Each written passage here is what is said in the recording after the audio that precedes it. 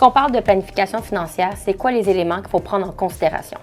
Très bonne question. C'est une question que je me fais souvent poser. En fait, j'aime bien parler des 3 principaux risques qui nous guettent. C'est-à-dire qu'il y a 3 éléments qui doivent être maintenus en équilibre. OK? Donc, le premier élément, c'est le risque de longévité.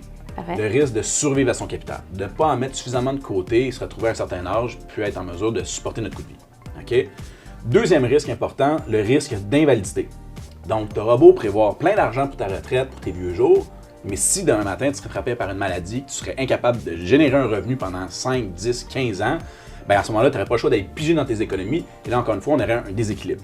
Et le troisième pilier, c'est le risque de décès prématuré. Et donc, à ce moment-là, tu auras beau prévoir une super retraite, avoir des super bonnes protections pour protéger ton revenu. Mais si tu n'es pas là demain matin pour en profiter, ben c'est peut-être des gens, tes proches, que tu vas laisser dans le trouble. Donc, c'est toujours un équilibre entre ces 3 piliers-là qu'il faut garder en tête lorsqu'on bâtit sa planification financière. Et le montant qu'on va devoir consacrer à sa planification financière, on va parler de 15 à 20 %. OK?